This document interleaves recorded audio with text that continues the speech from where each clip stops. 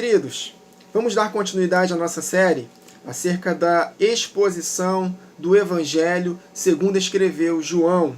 Essa é a terceira parte. Se os irmãos não puderam assistir as duas primeiras, eu recomendo. Ficaram maravilhosas. E é tempo, meus irmãos, é tempo de buscarmos ao Senhor, é tempo de nos enchermos dessa verdade que nos liberta. Nós precisamos aprender a discernir o tempo que estamos vivendo. O apóstolo Paulo, em 1 Coríntios 2, escreveu que quem está cheio da sabedoria de Deus, e a sabedoria é Cristo, e Cristo é a palavra, quem está cheio da sabedoria discerne todas as coisas, e de ninguém é discernido. Então, se quisermos ser livres dos sofismas de Satanás, nesse tempo que estamos vivendo, nós precisamos estar cheios da verdade. Então, é um prazer para mim, meus irmãos, poder ministrar essa palavra, aproveitando essa tecnologia que no momento, por enquanto, ainda está a nosso favor. No futuro isso tudo vai acabar por causa da perseguição. Então nós temos que aproveitar as oportunidades, meus irmãos. A palavra de Deus está aqui à nossa disposição. Devemos nos encher dela, tomar cuidado para praticar tudo que está escrito e com autoridade ensinar essa verdade uns para com os outros. Eu incentivo os irmãos a fazerem o mesmo. Amém? Então essa é a terceira parte. Nós finalizamos o versículo 12. É bom sabermos desse detalhe que a Bíblia ela não foi escrita com divisão de capítulos e versículos. Ela foi escrita direto, né? Como um livro. Mas não tem como nós meditarmos tudo de uma vez. Então nós precisamos fazer em etapas. Mas os irmãos precisam ter consciência que está tudo conectado. Então, se os irmãos começarem a ouvir agora, por exemplo, eu vou dar continuidade a partir do verso 13, os irmãos podem não compreender o que foi dito antes. Eu não vou repetir aqui para o vídeo não ficar longo. Por isso que eu recomendo, se os irmãos não ouviram os dois primeiros vídeos, eu peço encarecidamente que os irmãos ouçam. São 25 minutos no primeiro, 25 minutos no segundo, na segunda parte. 50 minutos. O que são 50 minutos para podermos meditar de palavras de vida eterna. Queridos, tudo que nós fazemos nessa vida aqui vai passar. O que vai continuar para a eternidade é a palavra de Deus, viva e que permanece para sempre. Senhor, muito obrigado por estar aqui mais uma vez para poder ministrar a sua palavra. É uma responsabilidade muito grande, é um privilégio, mas também uma enorme responsabilidade. Tiago capítulo 3 está escrito que não sejais vós mestres, muitos de vós mestres, porque o mestre será julgado com maior rigor. Estamos cientes disso, da responsabilidade de ministrar a tua palavra, Senhor. Eu te peço que o Senhor convença os nossos corações através do seu Espírito. Que tu possas falar, não aquilo que nós queremos ouvir, mas aquilo que nós precisamos ouvir, Senhor Jesus. Fique à vontade nessa gravação, Espírito. Fique à vontade. Nós te damos liberdade, Senhor, para poder ministrar exatamente o que está escrito. Nos dê graça, nos dê capacitação, para que possamos compreender essas verdades, Jesus. Que tem um poder para salvar a nossa alma, Senhor Jesus. Muito obrigado. Eu oro para que os meus irmãos que estarão ouvindo esse áudio, esse vídeo, que eles possam ser cheios do teu entendimento, espírito de sabedoria e de revelação, Senhor Jesus. Ilumina os olhos do nosso coração, Senhor Jesus. Muito obrigado mais uma vez. Tributamos a Ti, Senhor, toda honra, toda glória, todo louvor, toda majestade, sabedoria, ações de graças, excelência do poder, tudo vem de Ti, por meio de Ti, e o Senhor devolve ao Pai. Ninguém tem acesso ao Pai, a não ser pela porta que é Jesus. Muito obrigado, Jesus, por habitar no nosso coração. Perdoa as nossas falhas, Senhor, nós estamos aqui lutando contra o pecado. Nós nos arrependemos, Senhor Jesus. O justo cai 7 vezes, mas em todas o Senhor nos levanta, porque nós não pecamos deliberadamente. Nós estamos em processo de aperfeiçoamento, de santificação. Muito obrigado, Senhor Jesus. Amém, meus irmãos? Vamos lá. Então, Um pouquinho antes, verso 12, foi quando nós finalizamos na última gravação. Mas a todos quantos o receberam, deu-lhes o poder de serem feitos filhos de Deus, a saber, filhos de Deus são aqueles que creem no seu nome. Aí no verso 13, os quais não nasceram do sangue, nem da vontade da carne, nem da vontade do homem, mas de Deus. Aqueles que nascem de novo recebem a habitação do Pai e do Filho. Esse é o verdadeiro santuário, é o verdadeiro templo do Espírito, não feitos por mãos humanas, mas feitos pelo Espírito do nosso Deus. Então não é por vontade humana, nós, por nós mesmos, nós não podemos nos transformar em filhos de Deus, a não ser pelo Espírito do Senhor. O poder dele, nós somos vasos de barro, mas dentro de nós tem o poder de Deus. Mas a excelência, a glória, a honra é para Ele. Mas nós precisamos abrir o nosso coração. Então nós não nascemos da vontade do homem, mas nascemos da vontade de Deus pelo seu poder. Por isso que é necessário nascer de novo. Quem não nascer de novo não pode ver o reino de Deus, não pode entrar no reino.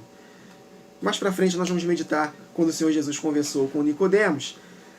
E o verso 14, e o verbo, a palavra proferida de Deus, Jesus Cristo, o verbo se fez carne, Deus conosco, e habitou entre nós, cheio de graça e de verdade.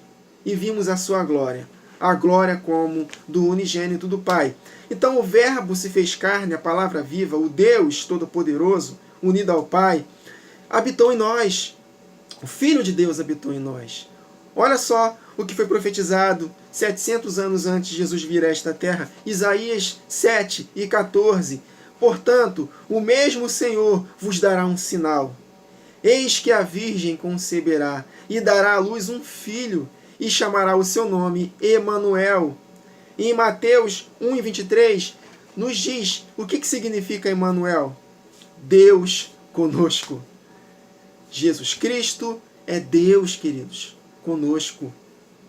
Deus, subsistindo em forma de Deus, não julgou por usurpação ser igual a Deus, mas se esvaziou. Então Jesus Cristo, em essência, ele nunca deixou de ser Deus, mas ele abriu mão dos atributos da divindade para se fazer como um homem, queridos. E esse homem, cheio do Espírito do Pai, nos libertou. Amém, meus irmãos? Através do seu sangue maravilhoso. Então é Deus conosco.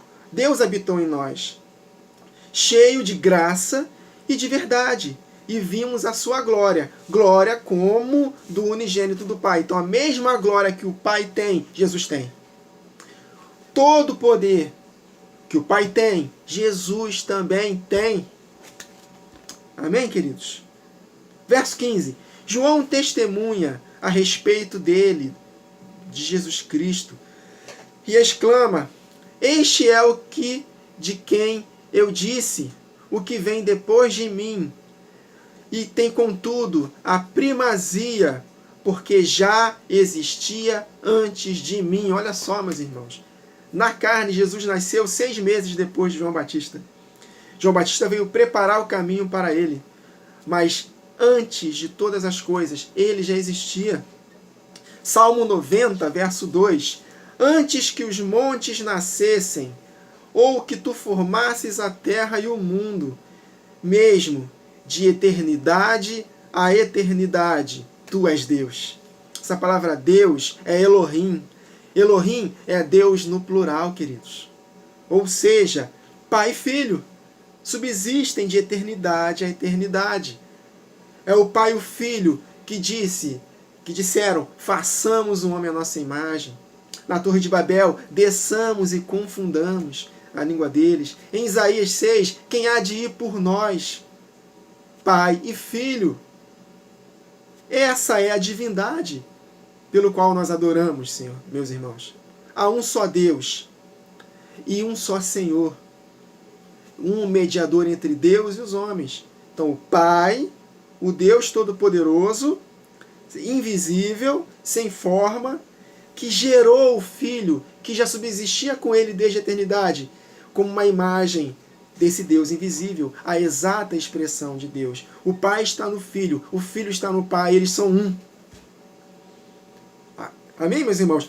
É como, por exemplo, marido e mulher. São duas pessoas, não são? Ambos são seres humanos, não são? Mas eles são uma só carne. É uma unidade. Da mesma forma, o Pai e o Filho são divinos. Mas embora dois, diferentes, eles são um só Espírito. Esse é o Espírito Santo.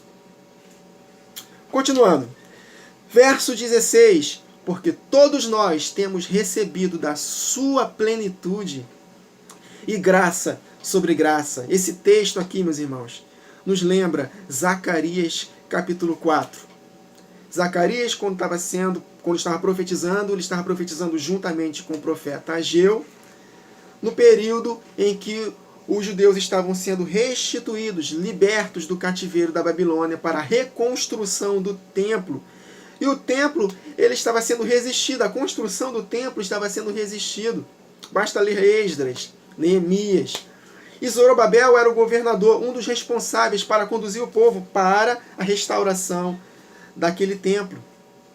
E nós sabemos que hoje nós somos o templo do Espírito. E Jesus é o cumprimento, é a realidade. Então nós recebemos da plenitude do seu Espírito. Graça sobre graça. Vamos ler então? Zacarias 4, verso 1 ao 7. Tendo entendimento do templo, queridos. Literal na época, mas que hoje nós somos o templo. E o anjo que falava comigo voltou e despertou-me, como a um homem que é despertado do seu sono. E disse-me, que vês? E eu disse, olho, e eis que vejo um castiçal todo de ouro, a menorá.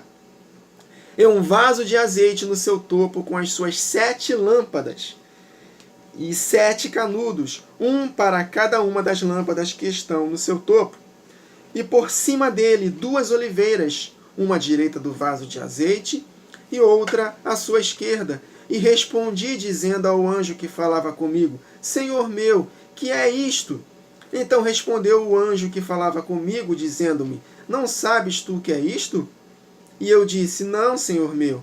E respondeu-me dizendo, esta é a palavra do Senhor para Zorobabel, dizendo, Zorobabel, a reconstrução desse templo, não é por força, nem por violência, mas sim pelo meu Espírito, diz o Senhor dos Exércitos. Olha só, meus irmãos, presta atenção. Então, aquela menorá é a manifestação do Espírito na igreja, naquele templo, que hoje nós somos o templo. Em Apocalipse capítulo 1, verso 20, nos diz a tradução. O que é os 7 castiçais? O que são os 7 castiçais? Os 7 castiçais são as 7 igrejas. 7 tem o sentido de plenitude. Olha só o que João falou. Recebemos da sua plenitude, graça sobre graça. Ou seja, recebemos da plenitude, do enchimento do Espírito Santo. Não por força, nem por violência, mas pelo meu Espírito. O Espírito Santo na igreja. Porque aqueles que se unem ao Senhor, que é o Espírito, é um com Ele. Um Espírito com Ele. Então essa é a plenitude. Graça sobre graça. Vamos continuar lendo. Quem és tu, ó grande monte? Diante de Zorobabel, tornar-te-ás uma campina. Lembra que o Senhor Jesus falou em Marcos 11, se não me engano, verso 23? Se disserdes a este monte, erga-te, lança-te no mar, e não duvidar no seu coração, mas crê que se fará o que diz, tudo o que disser será feito. Então quem és tu, grande monte? Diante de Zorobabel, vai se tornar uma campina, porque ele não estará lutando na força do braço. A luta não é contra carne e sangue, mas contra os principados e potestades, contra os dominadores deste mundo tenebroso, queridos, é na força do Espírito que está em nós. Então quem és tu, grande monte? Diante de nós, coloca o teu nome aí, no meu, diante do Wagner, de você, vai tornar uma campina, porque ele trará a pedra angular. Queridos, a pedra angular é quem, queridos? A pedra de esquina, a pedra principal que os construtores rejeitaram. Cristo Jesus. Com aclamações, graça a ela. Ou seja, o que João escreveu. Recebemos da sua plenitude, a plenitude de quem? Da plenitude de Jesus, o Espírito Santo, 2 Coríntios 3,17. Ora, o Senhor Jesus é o Espírito, e onde está o Espírito dele, ali a liberdade. Então recebemos da sua plenitude. Olha aí, o enchimento do Espírito. Enchei-vos do Espírito. Os 7 castiçais são as 7 igrejas. E não é por força nem por violência. Esses 7 castiçais é pelo Espírito que estará atuando no verdadeiro templo que somos nós, tendo Cristo Jesus como pedra angular. Com aclamações, graça e graça a esta pedra. Estão conseguindo juntar o quebra-cabeça, meus irmãos? Nós recebemos da plenitude de Jesus, que é o seu Espírito, que habita em nosso coração, que clama Abba Pai, o Espírito de Jesus Cristo, queridos. Porque nós temos recebido da sua plenitude graça sobre graça. Apóstolo Paulo, 1 Coríntios 6,19. Ou não sabeis que o vosso corpo é templo do Espírito Santo, que habita em vós, proveniente do Pai, porque o Pai derramou no nosso coração o Espírito do seu Filho, e que não sois de vós mesmos? Então é a igreja que recebe essa plenitude. As 7 lâmpadas acesas, graça sobre graça. Efésios 2:20.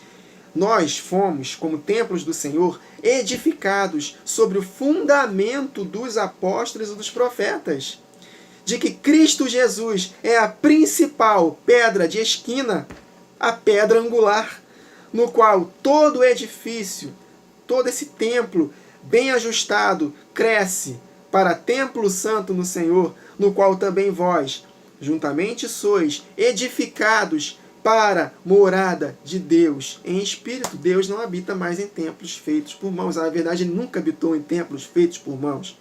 Ele habita hoje no nosso coração, através de Jesus Cristo. 1 Pedro 2, 4 e 5, está escrito que nós somos pedras desta pedra principal, pedras vivas. Né? Exatamente o que Jesus falou para Pedro. Pedro, não foi carne e sangue que te revelou que eu sou Cristo, o Filho do Deus vivo. E te digo que tu és Pedro, ou seja, pequenos pedaços desta pedra, desta rocha. E sobre esta pedra, essa rocha, que eu sou a pedra de esquina, o Messias, o Cristo, que ninguém vem ao Pai a não ser por mim, eu edificarei a minha igreja, edificarei o templo do Espírito. E as portas do mundo dos mortos, do Hades, no futuro, quando eu voltar, não prevalecerão contra ela. Amém, queridos? Então, 1 Pedro 2, 4 e 5. E chegando-vos para ele, pedra viva, reprovada na verdade pelos homens, mas para com Deus o Pai, eleita e preciosa. Vós também, nós, queridos, como pedras vivas, sois edificados, casa espiritual. Queridos, casa espiritual. Nós somos os judeus espirituais. Nós somos o Israel de Deus. Nós somos as duas casas unidas, judeus e gentios. Casa espiritual. Eu falo isso por causa do que tem crescido demais. Os judeus messiânicos, que creem em Cristo, mas sutilmente estão voltando a querer nos empurrar para praticarmos coisas judaizantes, em que o apóstolo Paulo, na época da transição das alianças, disse que não é mais preciso. Cristo é o cumprimento dessa lei. Não estamos mais debaixo dessa lei dos ritos cerimoniais, mas estamos debaixo da graça. Cristo Jesus é o cumprimento. Então hoje não existe assim uma promessa para um Israel literal. Não, queridos, as 12 tribos não vão se reunir de forma literal antes da volta de Jesus. Isso é mentira, sofisma de Satanás. As 12 tribos são espirituais. Tiago, capítulo 1, falando para a igreja, verso 1, endereçando sua carta para a igreja. As 12 tribos, dispersas por entre as nações. Nós somos parte das 12 tribos. Em Cristo não há mais diferença entre judeus e gentios. Ele uniu dos dois, fazendo um só. Então nós somos casa espiritual, o Israel de Deus. Sacerdócios santos para oferecer sacrifícios literais. Eu vou celebrar as festas de forma literal, eu vou comer um cordeiro literal, eu vou fazer uma cabana do lado da minha casa para ficar debaixo de um tabernáculo durante os 7 dias da festa dos tabernáculos. Não, queridos. Nossos sacrifícios são espirituais, agradáveis a Deus por causa de Jesus Cristo. Por causa do Espírito dele que está em nós, que nos capacita a chamar o próprio Jesus de Senhor. Porque ele disse que esse Espírito glorificará ele.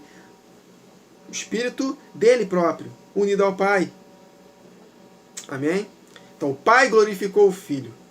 E da mesma forma que o Pai enviou o Filho nos envia. Amém? Verso 17. Porque a lei foi dada por intermédio de Moisés, e a graça e a verdade vieram por meio de Jesus Cristo. Moisés é apenas uma figura. Ele mesmo falou isso. Deuteronômio capítulo 18, verso 15.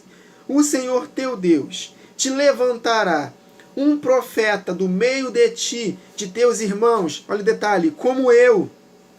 A ele ouvireis. Exatamente que Pedro pregou isso em Atos 3:22. Porque Moisés disse aos pais: o Senhor vosso Deus levantará de entre os vossos irmãos um profeta semelhante a mim. A ele ouvireis em tudo quanto disser.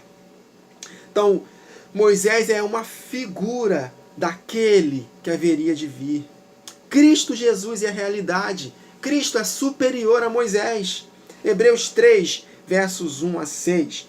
Por isso, irmãos santos, participantes da vocação celestial, considerai a Jesus Cristo, o apóstolo e sumo sacerdote da nossa confissão, sendo fiel ao que o constituiu ao Pai, como também o foi Moisés em toda a sua casa, naquele tabernáculo antigo, que era apenas uma sombra da realidade. Porque ele é tido por digno de tanto maior glória do que Moisés, quanto maior honra do que a casa tem aquele que a edificou. Porque toda casa é edificada por alguém, mas o que o edificou todas as coisas é o Pai, é Deus. E na verdade, Moisés foi fiel em toda a sua casa, como servo, olha o detalhe, para testemunho das coisas que se haviam de anunciar, figuras e não realidade. Porém, Cristo, como filho, sobre a sua própria casa. Olha o detalhe. A qual casa, que o apóstolo Paulo falou em Efésios, que lemos aqui, a qual casa somos nós. Se tão somente conservarmos firme a confiança e a glória da esperança até o fim, porque Jesus falou, e sobre esta revelação, que eu sou a pedra principal, eu vou edificar o templo espiritual, a minha igreja. E se ela perseverar até o fim, eu vou ressuscitá-la no último dia, e as portas do mundo dos mortos, do Hades, não prevalecerão contra ela. Então, nós somos edificados casa, mas se nós conservarmos até o fim a confiança e a glória. Amém, queridos? Porque nós vivemos em função da volta de Jesus. A nossa única e bendita esperança. Mas nós precisamos conservar firmes até o fim. Amém, meus irmãos? Então, verso 16, recebemos da plenitude, graça sobre graça. Meditamos no texto de Zacarias 4, falando acerca do templo físico que foi restaurado, mas que a glória da última casa será maior do que a primeira. Aquele templo não chegou nem perto da glória do templo de Salomão, antes da destruição para o cativeiro. Mas essa glória, está falando acerca da glória da igreja, queridos. Da glória que a igreja vai experimentar, que experimentou em Atos e que vai experimentar uma glória ainda maior antes da volta de Jesus. O grande maior avivamento que está por vir. É glória numa igreja, num templo espiritual.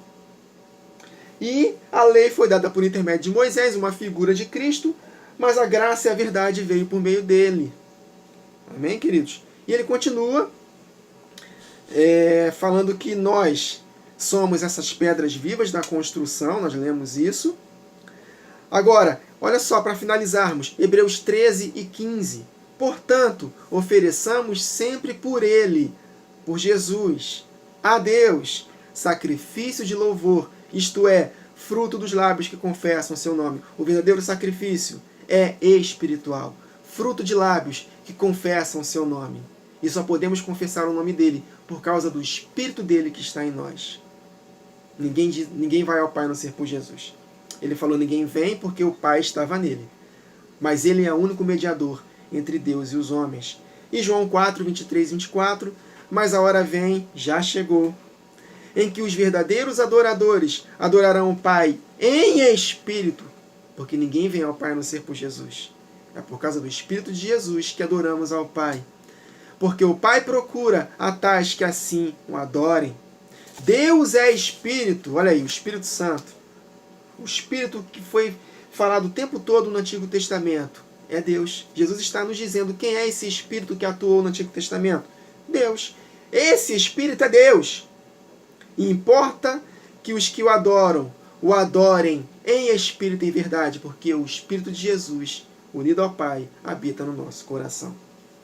Amém, queridos? Então meditamos aqui nos versos 13 ao verso 17. Medite naquilo que foi dito aqui, meus irmãos, que o Espírito do Senhor vai dar entendimento em tudo. Amém? Esse é apenas um resumo da profundidade que é esse Evangelho de João. Meus irmãos, esse Evangelho é tremendo. Amém? Essa série vai ser longa, mas eu não tenho pressa de terminar. Vamos deixar o Espírito ministrar no nosso coração. E eu creio que no final desta série nós vamos sair com um entendimento maravilhoso e sublime acerca do nosso Deus e do nosso Senhor Jesus Cristo, do Pai e do Filho. Amém, queridos? Até a próxima gravação. Que o Senhor nos abençoe.